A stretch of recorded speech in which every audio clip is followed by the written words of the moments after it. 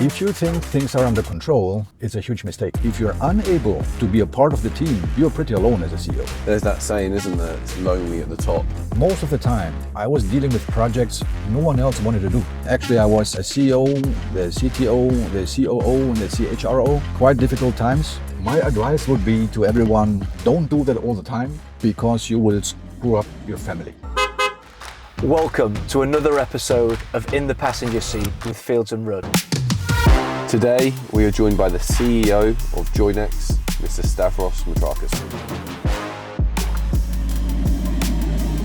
Welcome to In the Passenger Seat. Let's start by going to your LinkedIn quote, okay? I think it says, if things are under control, you're not driving fast enough. What does that quote mean to you? I would say that quote is the best thing you can quote if you're in the automotive industry. Actually, that quote is from a racing driver. His name is Mario Andretti. I read it many years ago, and somehow when I was starting in the automotive industry, I said, actually, that's exactly what's going on in the industry. If you think things are under control, it's a huge mistake, because then something will happen, definitely, and things might get out of control. Nevertheless, also like this racing driver, he has to have the full control at any time. And that's exactly what we experience in the automotive industry. If things are or seem to be under control, you're pretty much wrong. Then you need to drive faster, but at the same time, you still have to keep the control. That's the exciting, the funny, and interesting thing in our industry. Always keep control, but try to drive faster. Is that a hard balance to strike? Because I imagine, being under control, but then needing to take on more, to drive faster, as you say, could be a difficult balance to strike. Definitely, it is quite difficult. But you know what? Our customers, the OEMs, are expecting exactly that. Always be flexible. Be able to adapt yourself. You need to come up with, let's say, immediate measures with immediate effect. Many years ago, I was told by some Mercedes guys, I need immediate measures with immediate effect.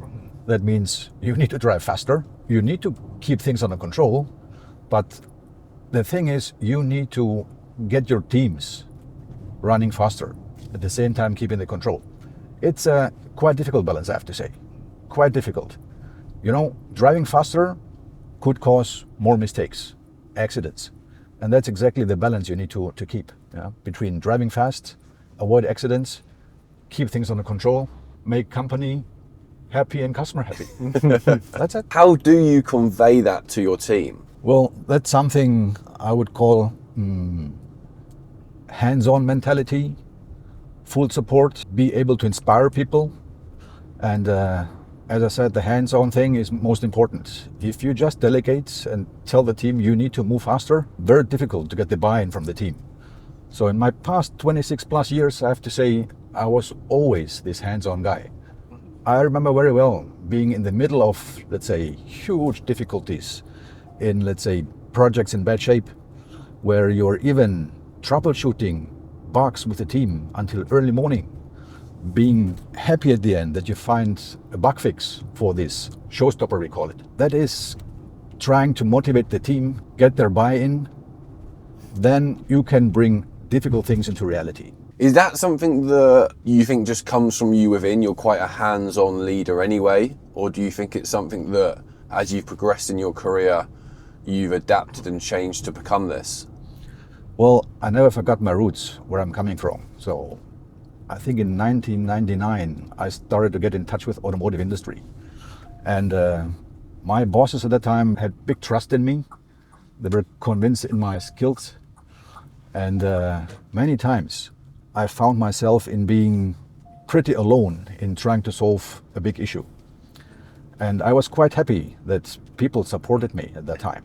And this is something I took forward even today. I love to be in the details. I love to understand the details. I love to be able to give advice, letting the people find a solution. It's not about micromanagement. Let the people find the best way, support them in executing the best way, and supporting them by being actually a part of the team.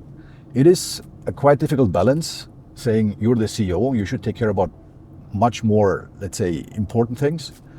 But if you're unable to be a part of the team and get their buy-in and motivate them and inspire them, you're pretty alone as a CEO. There's that saying, isn't there? It's lonely at the top. Do you ever feel that? Yeah, the biggest difference compared to the previous years is there's almost no one you can ask for advice. That's the most difficult thing.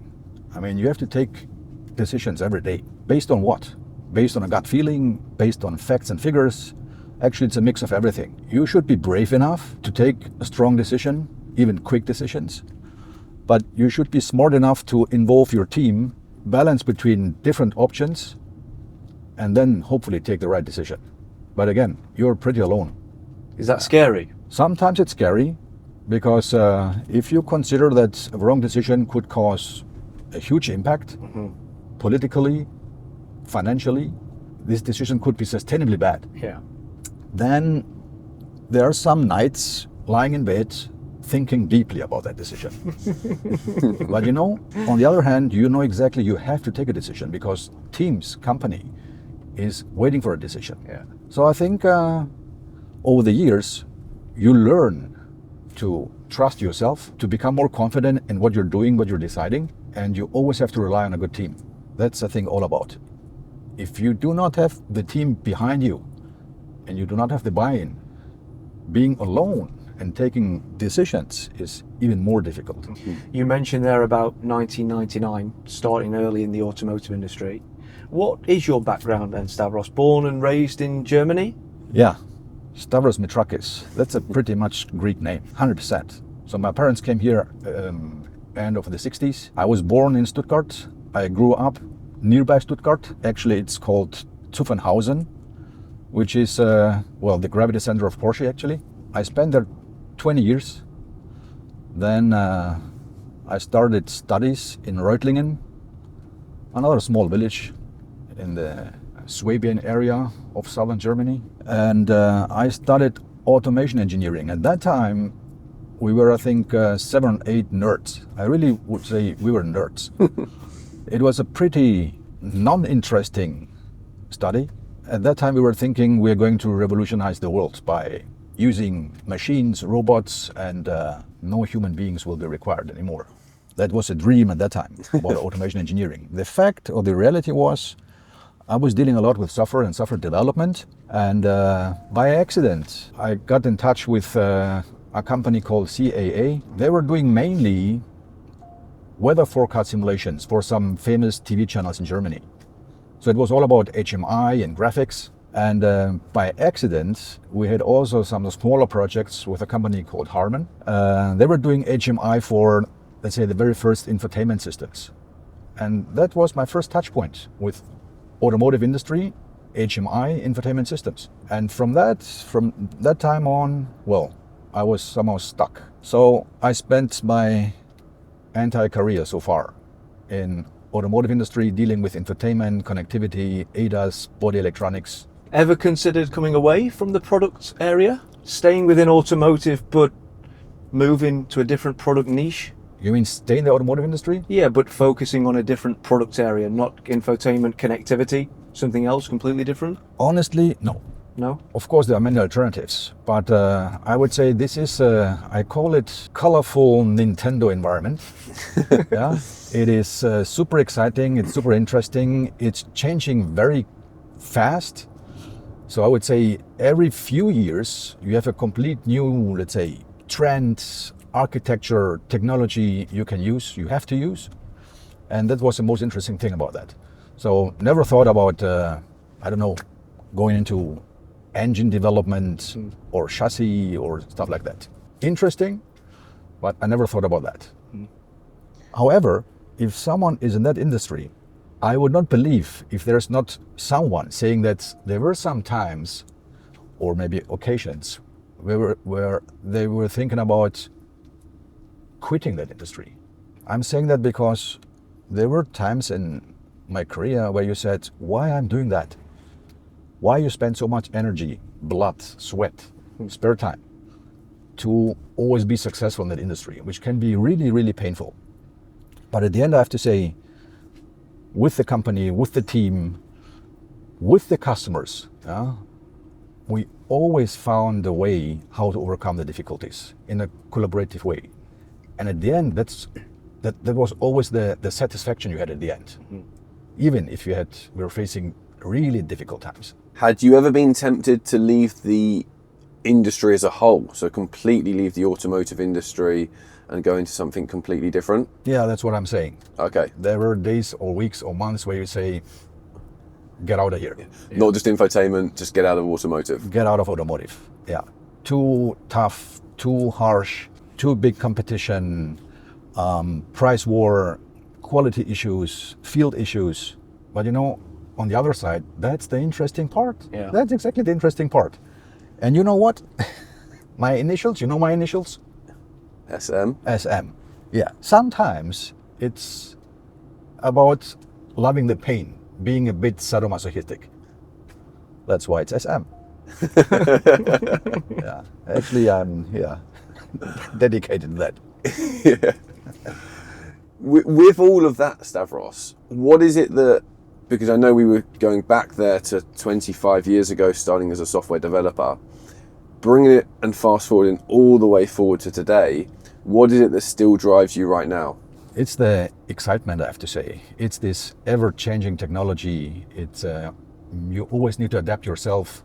You always need to come up with something new, with something innovative. It's good for the team, good for the company, good for yourself. It never became boring, I have to say. It never became boring during the last 26 plus years. Never, ever. And that's the most motivating part. Even if it's painful sometimes, it's super exciting and really keeps you, on top of the latest, let's say, industry technology and architectures.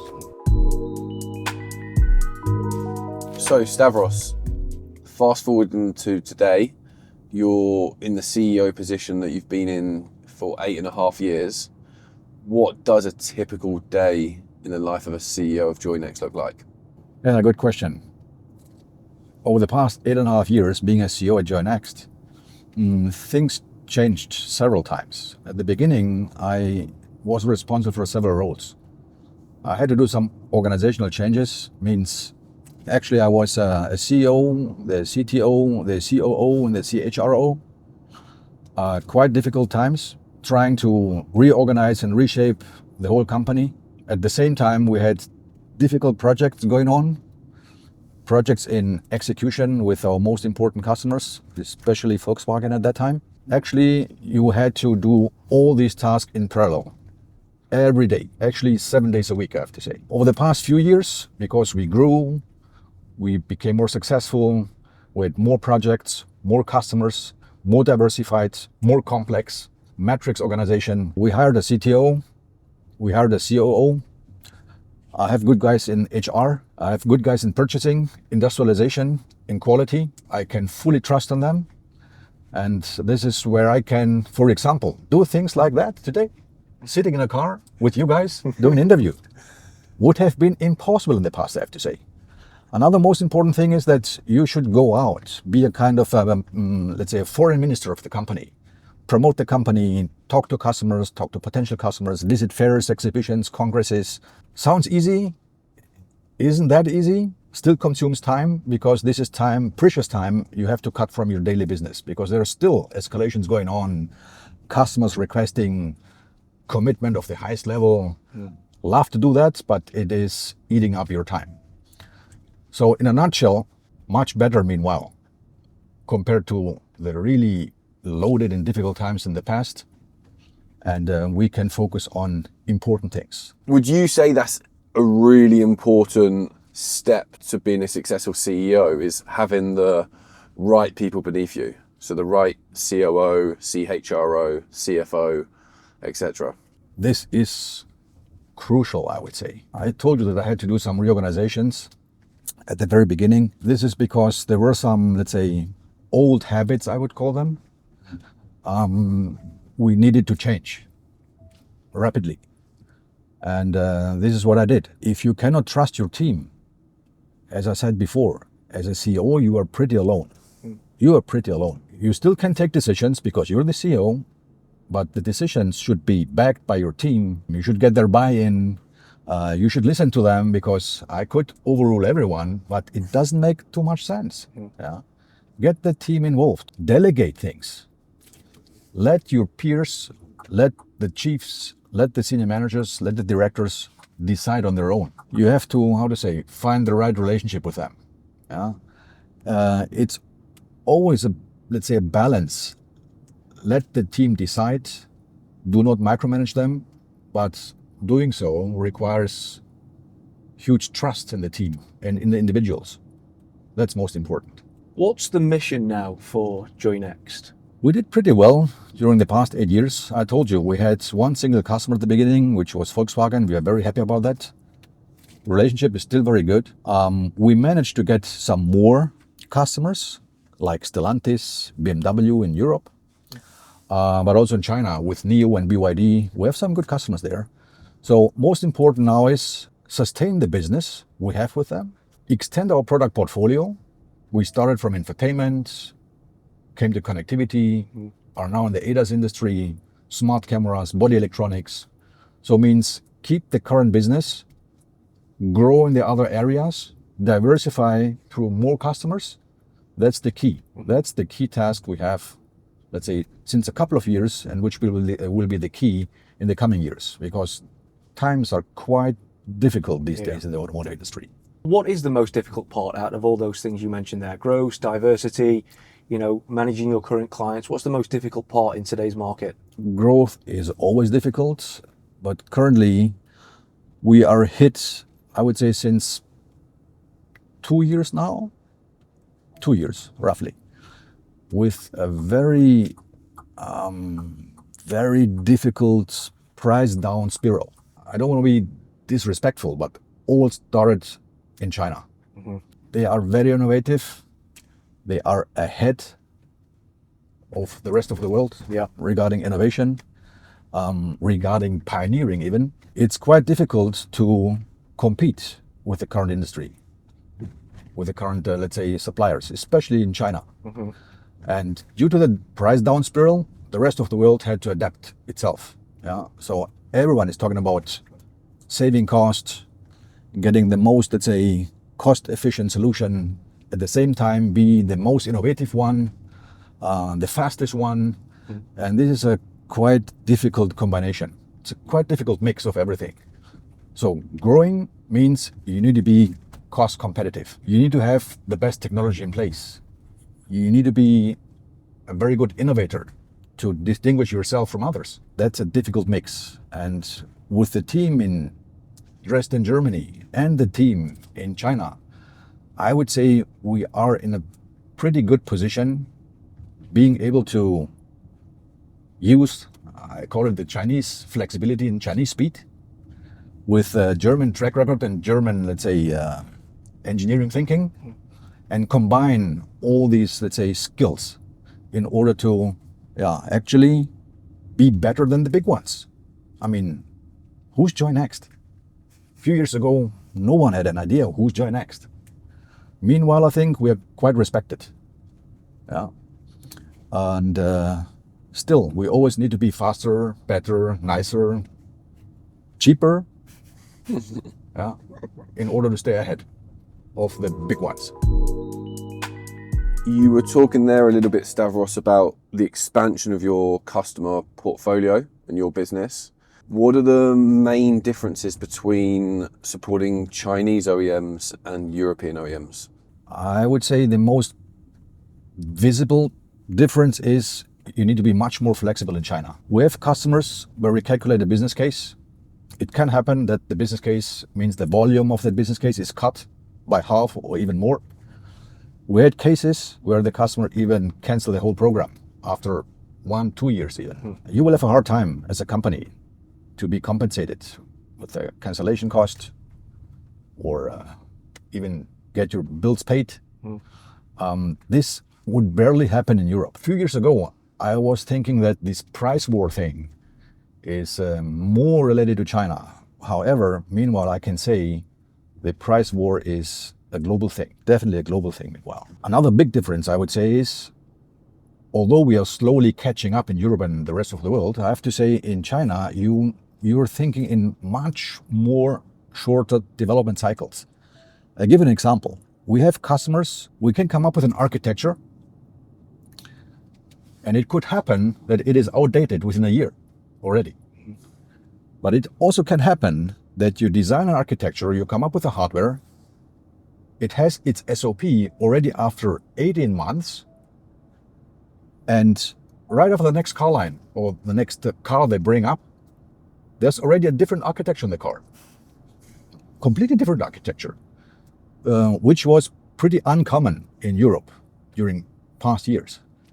But these shorter cycles and these, let's say, ever-changing architectures, fundamentally different architectures, this is a new trend.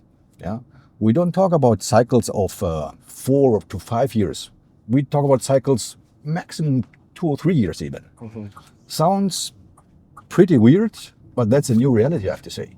We have to face this fast-changing environment, yeah, and it's a requirement actually. Meanwhile, yeah, and end customers are expecting that. And look at your mobile phones, yeah, 6 months maybe cycle time. New updates. Everyone, yeah, updates, of course, yeah, updates. The same expectation is valid for the automotive industry. Meanwhile, yeah. Software updates, feature updates. Looking into insights into infotainment and connectivity in the world of automotive, what is one feature that you would be very excited to see in a car? Well, I could say there are maybe 2 things. The one is I will call it AI. Very simple. Sounds stupid, but I think it would be a cool thing to have a free conversation in your car with your car. I'll give you an example. You're driving on the Autobahn.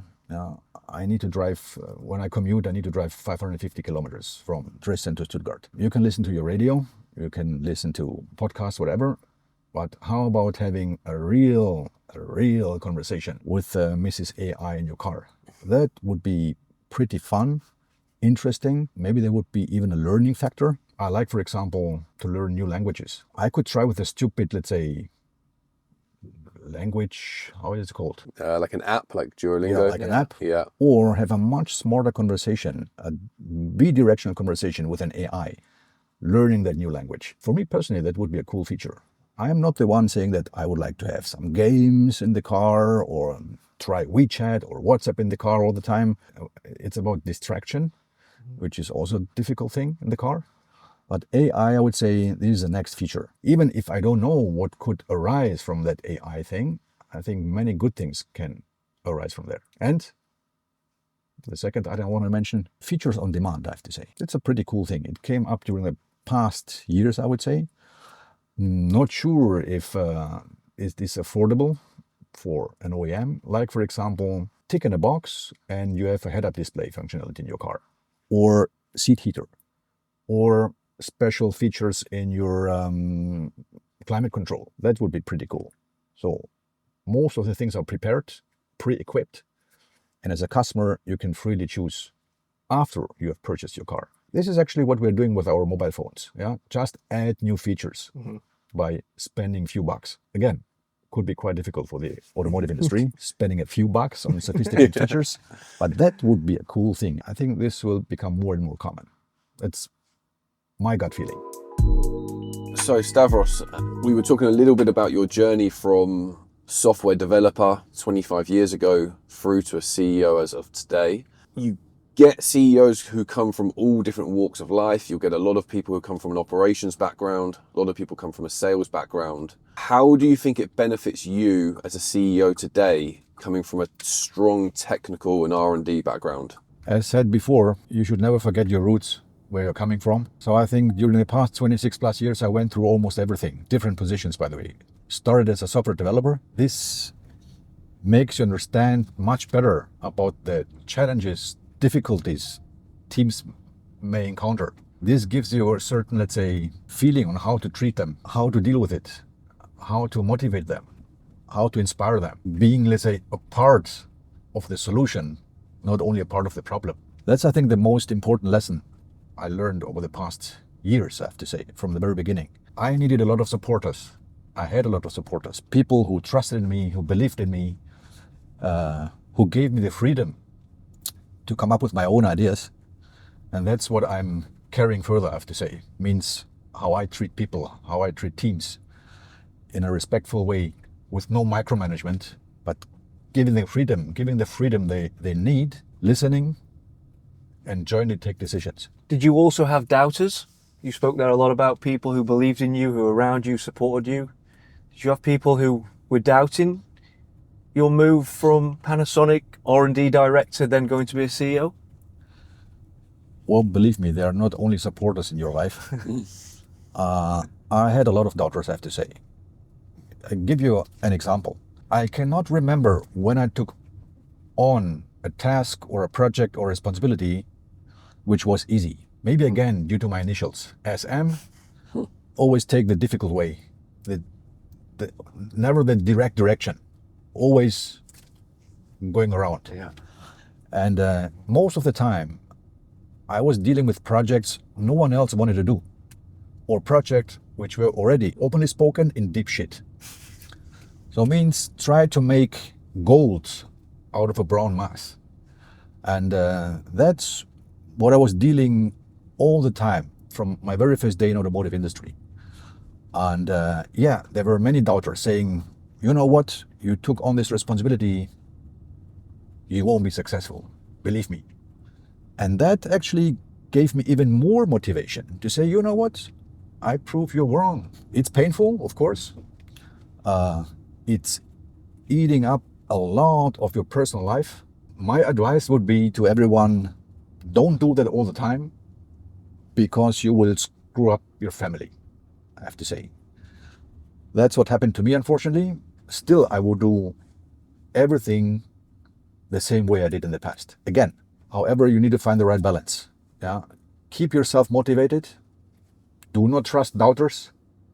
Prove them wrong.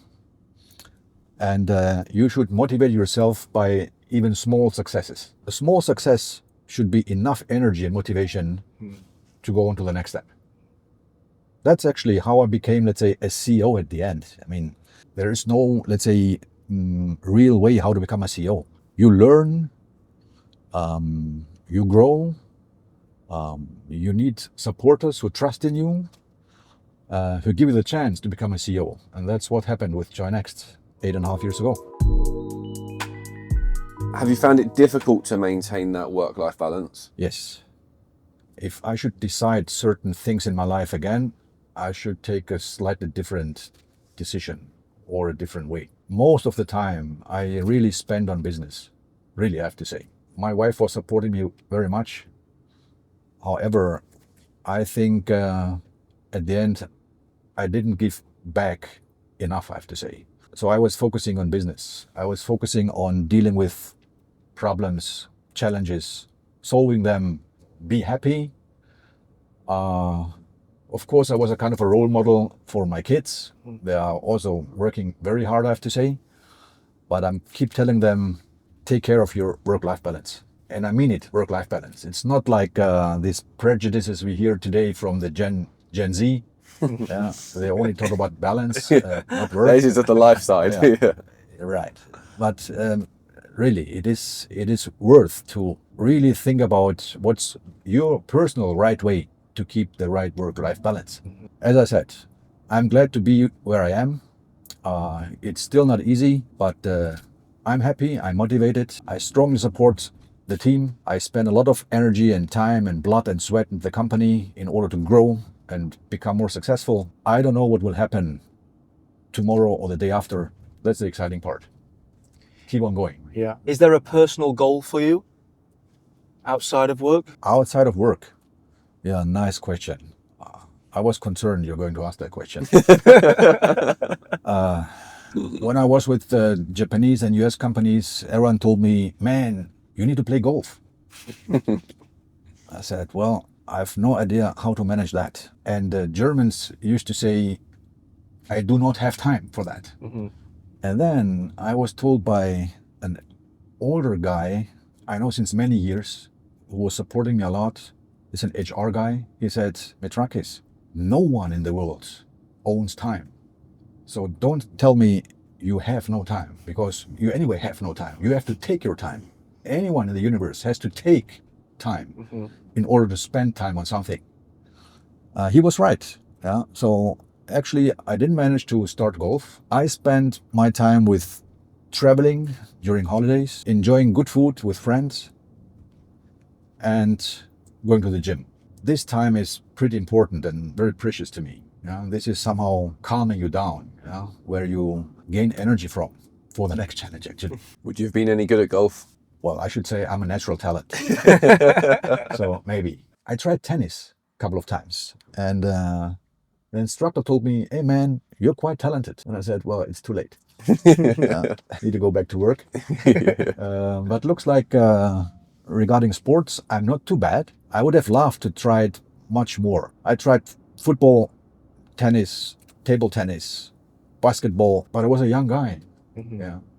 And after my studies, entering the automotive industry, that time was pretty limited. What's the most popular sport in Greece? Phew. Well, we have the classic ones, of course. Soccer. And I remember, I think it was 90s or 80s, basketball was pretty popular. Because I think the Greek guys became a European champion, I think. So it became very popular. So I would say it's basketball, it's soccer, of course. Yeah, that's what I remember. How have you found it being a German national born and raised in Stuttgart, but also coming from Greek parents with a very Greek name? Yeah, I said I was born in Germany. So I could say my German is free of any accent. But of course, you are asked, your name sounds Greek. Yeah, of course, it is Greek. I am Greek. So you're treated like a Greek, of course, like a migrant. Give you an example. They ask you, once you retire, or maybe earlier, do you think to go back to your home country? And I think, why do you think it's my home country? Because the same question I'm asked when I'm in Greece. You open your mouth and they ask you, where are you from? Although I'm talking in Greek, because they hear instantly that you're not originally from Greece. So you get used to it, I have to say. And I have no issue with that. I feel like a German. My genes are Greek. So you still get the big welcome hug when you arrive in Greece because of the name? Yeah, that's the nicest thing about Greek genes, I have to say. Actually, Southern European genes. They're very polite. Arriving at the airport, or let's say in a hotel, they look at your passport, they look in your eyes, they ask, you're Greek? Yeah. You speak Greek? Yeah. Welcome home. Let's have an ouzo for my good friends. Yeah, that's a really nice thing. I cannot say it's like coming home, but it's like coming, let's say, how to say, it's like they're very nice and very polite people. No, let's say, big difference to Germany, I have to say. I mean, I know a lot of nice people in Germany, all my friends and relatives here. But it's a difference compared to Germany and Greece. If you go there as an unknown and you are friends instantly, just because you're part of the 10 million Greeks, I have to say. You have to know there are only 10 million Greeks in Greece, and another 10 million Greeks outside Greece, spread around the world. Makes 20 million Greek guys around the world, which is less than people live in Shanghai. To mark your 9th year as the CEO of JOYNEXT, we have 9 this or that questions for you. So, do you prefer to be in the driver's seat or the passenger seat? Always in the driver's seat.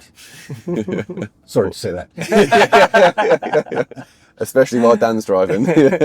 Do you prefer to work from the office or work remotely? Definitely from the office. You need to be in the middle of everything. Summer or winter? Summer. Easy. This one might be a bit controversial. Greek food or German food? Depends. I like both. It's a cool mix. I would miss German food and vice versa. I thought it was going to be strong answer towards Greek. Yeah, I did as well. Regarding desserts, Greek, definitely. Super sweet, bunch of calories, but very tasty. Very tasty. What's a traditional Greek dessert? Baklava, kandaif, galaktoboureko. You won't remember. No, You don't know any of those. Yeah.